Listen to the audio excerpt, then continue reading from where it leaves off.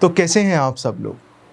नमस्कार, आदाब, सत श्री अकाल। मैं सनत दत्त भारद्वाज एक बार फिर से आप सभी के सामने हाजिर हूं। मैं नहीं हटता हूं, मैं आता रहता हूं लेकर इकोनॉमिक्स के MCQs। Now in this lecture we would be beginning with the basics of economics, और इकोनॉमिक्स के हम कुछ MCQs सॉल्व करेंगे जिससे हमें समझ आएगी। हम रिवर्स इंजीनियर करेंगे कि भैया इकोनॉमिक्स को कवर कैसे करते हैं। नाउ चलिए शुरुआत करते हैं फटाफट से, देरी ना करते हुए। सबसे पहला सवाल ये रहा आपकी स्क्रीन्स के ऊपर, match the following, right. And उसके 4 ऑप्शंस हैं, लाइफ लाइन कोई नहीं है। नाउ द पॉइंट इज आपने मैच करना है डिफ्लेशन, डिसइंफ्लेशन, स्टैगफ्लेशन एंड रीफ्लेशन को उनकी रिस्पेक्टिव शॉर्ट में, कंसाइज में, लेमैन्स टर्म में डेफिनेशंस के साथ। सो बेसिकली ये डेफिनेशंस हैं। अब इससे फायदा क्या होगा? अदरवाइज अगर आप देखें तो मैच द फॉलोइंग में आने वाले क्वेश्चंस की तादाद थोड़ी सी कम रहती है, लेकिन हम कोशिश करेंगे, क्योंकि मैच द फॉलोइंग वाले क्वेश्चंस ऐसे होते हैं जहां पे आपको ना बेनिफिट ये मिल जाता है कि आप मल्टीपल चीज़ों को एक साथ कवर कर सकते हैं। And that is why we would be covering MCQs जो कि मैच द फॉलोइंग वाले हैं। ठीक, तो हमारी कोशिश होगी कि हम इस कोर्स के दौरान, पूरे वीडियो श्रृंखला के दौरान, सीरीज के दौरान रिवर्स इंजीनियर करें अपना मूव, अपना प्रोसेस इनटू इकोनॉमिक्स। इकोनॉमिक्स को इस तरीके से समझते हैं। देखो, मैं हूं इंजीनियर, बैचलर्स, मास्टर्स, फिर मैंने की लॉ। इकोनॉमिक्स को मैं उस हिसाब से समझाऊंगा जिस हिसाब से किसी को अगर इकोनॉमिक्स नहीं आती है तो आपको समझ आ जाए। ठीक है, इकोनॉमिक्स से या तो लोग समझते हैं या डरते हैं। तो आपका डर दूर करने के लिए ये वीडियो लेक्चर्स आगे आने वाले वीडियो लेक्चर्स के साथ तत्पर में, और ये लेक्चर्स, चलिए ऊपर नीचे हो गया डायलॉग, याद करके थोड़ी आया था, इम्प्रॉम्प्टू चल रहा है। चलिए सॉल्व करते हैं इस क्वेश्चन को। सबसे पहले देखते हैं, सबसे मुश्किल जो कॉन्सेप्ट हो सकता है वो ये 2 कॉन्सेप्ट हो सकते हैं जिसमें हमें कंफ्यूजन हो सकती है। Let's consider डिसइंफ्लेशन। इन्फ्लेशन हो रही थी लेकिन उसको डस लिया किसी ने, ऐसा कुछ हो रहा हो। So basically if we consider, for example, reduction in the rate of inflation, general fall in the level of prices, combination of inflation and unemployment, ये तो वैसे stagflation होता है कि जहां पे unemployment की दर भी बढ़ रही है और inflation भी बढ़ रही है। अब जनरली होता क्या है कि inflation बढ़ती है because of increasing expenditure, लेकिन यहां stagflation में ये देखा जाता है कि unemployment की दर भी बढ़ रही है और इन्फ्लेशन भी बढ़ रही है। नहीं तो क्या होता है कि अनएम्प्लॉयमेंट अगर बढ़ती है तो लोगों के पास पैसे की कमी होती है, तो वो खर्चा कम करते हैं, डिमांड कम होती है, इन्फ्लेशन कम होती है। या तो डिसइन्फ्लेशन हो जाती है या डिफ्लेशन होनी शुरू हो जाती है, प्राइसेस में गिरावट आनी शुरू हो जाती है। Disinflation basically is reduced rate of inflation. मान लीजिए पहले 1% थी इन्फ्लेशन, फिर वो बढ़ के 2% हुई, फिर वो बढ़ के 4% हुई। इफ यू नोटिस, यहां से डबल हुई, यहां से डबल हुई। अगर मैं कहूं इन्फ्लेशन थी 1% पहले साल, फिर दूसरे साल 2% थी, तीसरे साल सिर्फ 3% हुई।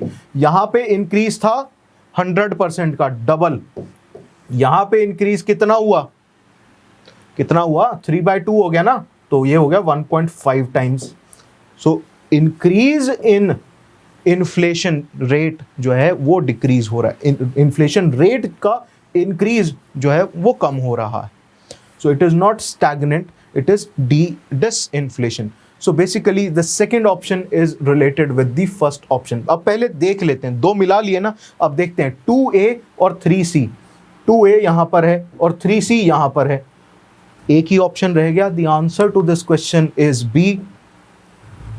अब देखते हैं सारी एक्सप्लेनेशंस। तो फर्स्ट के साथ B जाना चाहिए था। That means deflation is general fall in the level of prices. That is deflation that I have already talked about. और उसके बाद reflation की अगर हम बात करें तो D, the attempt to raise the prices to counteract the deflationary prices. कि जैसे गुब्बारे में से हवा निकल रही थी, फुलाना शुरू कर दो, तो वो हो जाता है रिफ्लेशन। ठीक है जी, I hope you have understood this concept. इस तरीके से आगे फनी वे में कोशिश करते हैं इकोनॉमिक्स को समझने की। आगे बढ़ते हैं अगले सवाल की ओर। द सेकेंड क्वेश्चन अब ये बात कर रहा है मॉनेटरी पॉलिसी की। आरबीआई को अगर ज्यादा पैसा सिस्टम में झोंकना है तो वो क्या करेगा? ऑप्शंस में 2 से 3 नाम हैं, CRR, SLR रेपो रेट और रिवर्स रेपो रेट, पहले एक बार इनको समझ लेते हैं फिर आगे बढ़ते हैं। सीआरआर तो वो पैसा है, मान लीजिए बैंक्स के पास 100 करोड़ रुपए का सरमाया है, तो मान लीजिए सीआरआर 4% है, तो इसका मतलब यह है कि 4 करोड़ रुपया बैंक हाथ नहीं लगाएगा।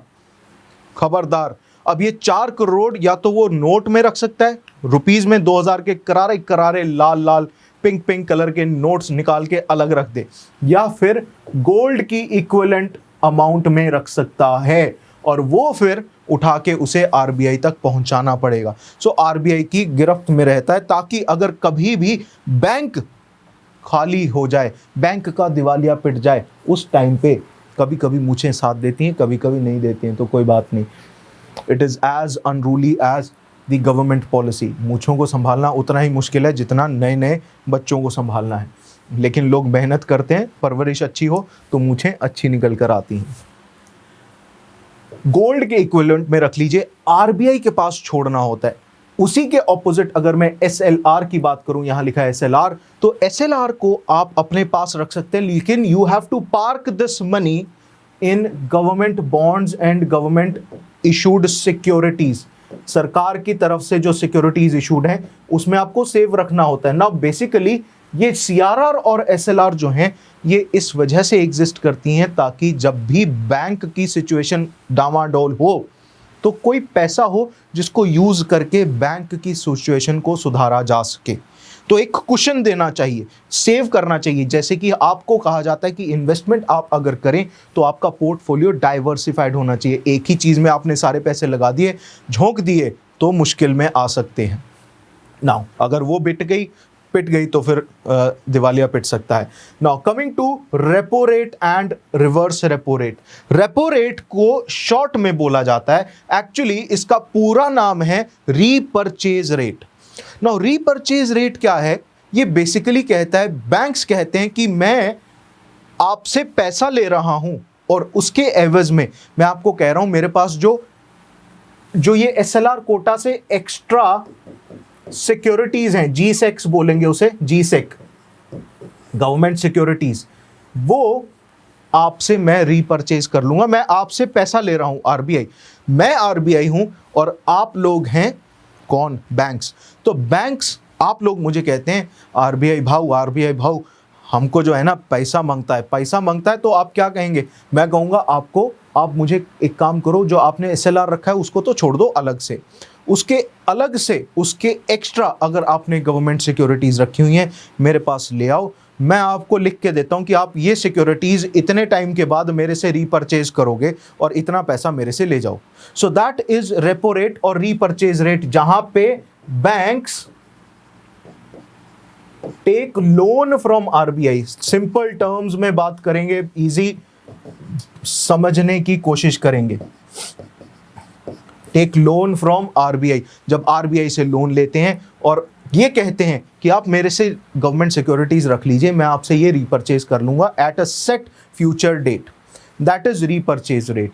और अगर रिवर्स रेपो रेट की बात करूं तो आरबीआई कहता है कि आपके पास है पैसा फालतू, मैं आपको देता हूं गवर्नमेंट सिक्योरिटीज, आप वो पैसा दे दो मुझे।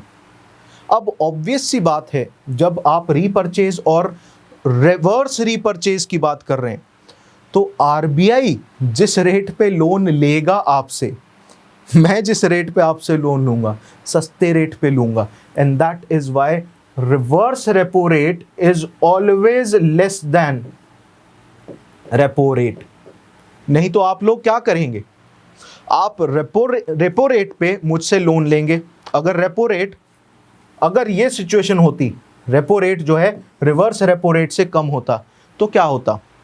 आप मुझसे लोन लेते, मान लीजिए 10% पे, 10% पे लोन लेते, और रिवर्स रेपो रेट है मान लीजिए 5%, तो मैं आपसे अगर लोन लेता तो मैं 5% पे लेता। नाउ इससे ऑपोजिट सिचुएशन समझिए, मैं आरबीआई, आप बैंक्स। अगर आपने मुझसे लोन लेना है और मैं कहूं कि आप 10% पे ले लीजिए, और मुझे आपसे लोन लेना है तो आप कहेंगे नहीं मैं तो 20% ब्याज लूंगा, तो आप क्या करेंगे? मुझसे 10% पे लोन लेंगे और मुझे ही 20% पे लोन दे देंगे, तो आप तो मेरे साथ ही गेम खेलते रहेंगे, आरबीआई का हो जाएगा ठन ठन गोपाल, है ना, और बैंक्स कमाई करते रहेंगे। बैंक्स को बाहर क्या लोन देने की जरूरत है जब आरबीआई ने इतनी समझदारी दिखा दी तो। And that is why for a rule reverse repo rate is always less than repo rate.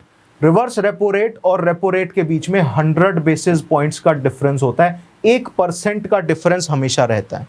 Clear है जी? Now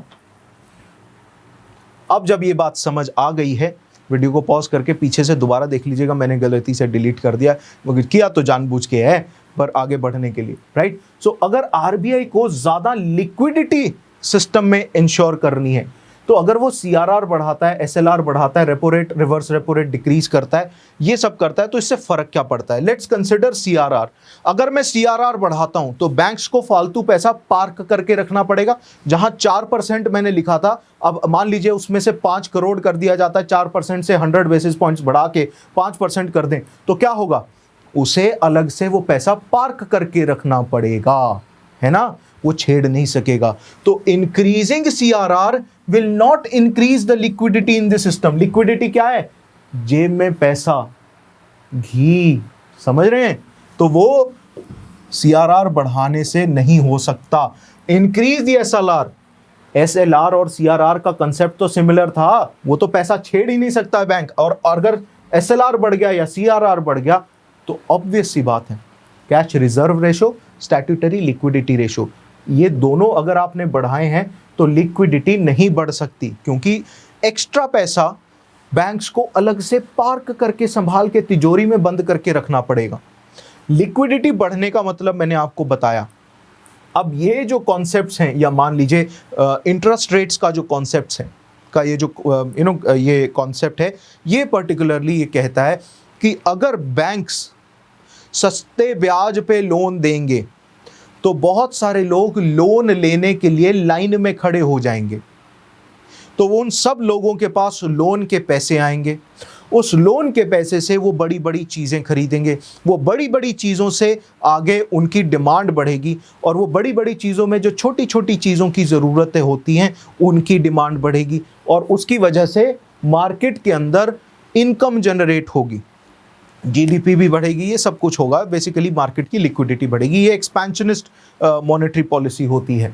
now if we decrease the reverse repo rate, इसको बाद में समझते हैं, ये सीधा सीधा वाला जो है ना, इसको समझते हैं पहले। जब भी पेपर में कंफ्यूजन हो और ये चारों के चारों आ जाएं, तो रिवर्स रेपो रेट को लास्ट में देखना, रेपो रेट को पहले देखना, इसको पकड़ना थोड़ा सा ईजी होता है, समझ होनी चाहिए कि कहाँ पे क्या चीज़ को किसको हाथ लगाना चाहिए।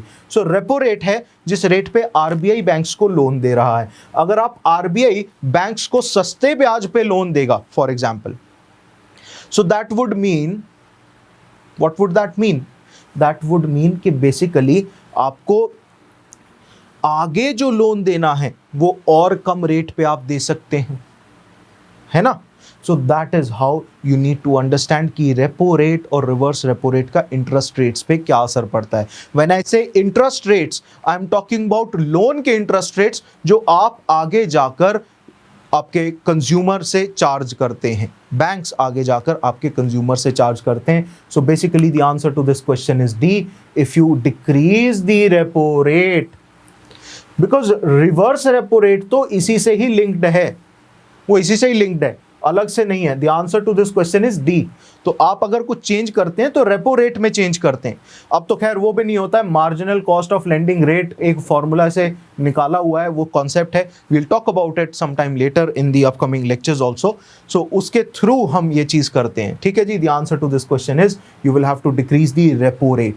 Now moving on to the next question, what are time liabilities? ऐसी लायबिलिटीज जो बैंक के ऊपर लगी हुई हैं जो कि आपको निर्धारित समय पर पूरी करनी है। जब आपके पास कोई डिमांड करने आएगा कि भैया अपनी ये लायबिलिटी है आपकी, आपने बोला था 5 बजे आ जाना, मैं आ गया हूँ 5 बजे, जैसे ये रिकॉर्डिंग हो रही है 5 बजे, तो मैं आ गया हूँ 5 बजे, आपको देनी पड़ेगी। कौन सी ऐसी है? Is it credit cards, is it fixed deposits, is it cheque, और is it demand draft? The answer to this question is C, fixed deposits.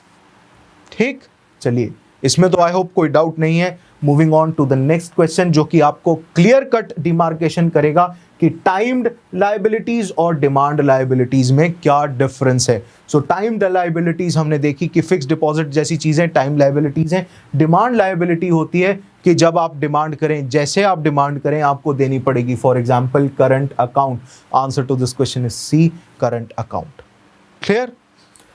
My homework to you guys, if you have seen my previous videos, ये मेरी बड़ी गंदी आदत है, मैं homework जरूर देता हूं। आज का होमवर्क आपका ये है to read about the concept of net time and demand liabilities, and इसके टाइम लायबिलिटीज के, डिमांड लायबिलिटीज के आपने एग्जाम्पल देखने हैं। ठीक, चलिए आगे बढ़ते हैं अगले सवाल की ओर, जो कि ये रहा आपकी स्क्रीन के ऊपर। Now Which of the following pairs are correctly matched? सही पूछा हुआ है। Inferior goods as the consumer income rises, आपकी इनकम बढ़ रही है तो आपकी डिमांड जो है उस प्रोडक्ट की गिर जाती है। क्यों गिर जाती है? अगर छोटी छोटी चीजें हैं, फॉर एग्जाम्पल एक समय था जब आप पार्ले जी खाते थे, फिर आपकी इनकम राइज होना शुरू हुई, फिर आप 14 फेब को टेम्पटेशन से नीचे बात नहीं करते हैं, है ना? तो वो जैसे जैसे इनकम बढ़ी, सर्टेन गुड्स उनकी डिमांड गिरनी शुरू हो जाती है। These goods are known as inferior goods. यहां पे चली गई है लाइट, पंखा भी जो था वो भी हो गया बंद।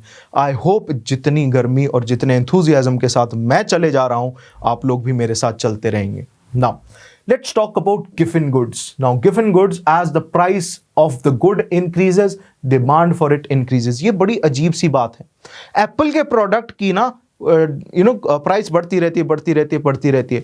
Why are you asking this much money for for a smartphone? I don't want to demean any company, but otherwise this is basically a given good, जहां पे आपको जितनी ज्यादा उसकी प्राइस कर देते हैं, यार इसकी प्राइस ज्यादा, क्या जबरदस्त प्रोडक्ट होगा। 1-1 लाख रुपया स्मार्टफोन के ऊपर हम खर्च देते हैं, एंड अगर आप सोचें तो उसके अंदर एक स्मार्टफोन और किसी एक गरीब की एजुकेशन भी हो सकती है, राइट? 15,000 से लेके 40,000 50,000 तक का भी एक स्मार्टफोन आ सकता है, और उसके बाद बचे हुए पैसे यूज किए जा सकते हैं किसी गरीब की एजुकेशन के लिए। नाउ अपार्ट फ्रॉम दैट, जिसमें सब फीचर्स होंगे, मे बी प्रोबेबली बेटर हो। नाउ गिवन goods basically are those goods, जब उनकी आप प्राइस बढ़ाते हैं ना तो उनकी डिमांड बढ़नी शुरू हो जाती है। Tesla for example, right? मतलब not the correct example, but for example Apple का जो आईफोन है, उसमें अगर आप उसकी प्राइस बढ़ाते हैं, हर आईफोन की प्राइस पिछले आईफोन से ज़्यादा कर दी जाती है। क्या ज़रूरत है? सेम प्राइस पे क्यों नहीं रखते हैं? इतना कितना खर्चा बढ़ रहा है। So this is why they are गिवन गुड्स, कि उनकी प्राइस बढ़ने से ये अंदेशा होना शुरू हो जाता है कि ये थोड़ा बेटर क्वालिटी है। नाउ नॉर्मल गुड्स क्या है? जैसे जैसे कंज्यूमर की इनकम बढ़ती है, वैसे वैसे उस प्रोडक्ट की जो डिमांड है वो बढ़ जाती है। सो बेसिकली ये सारी की सारी डेफिनेशंस मैंने लिखी हुई हैं। ये आंसर इसका डी है। Answer to this question is D.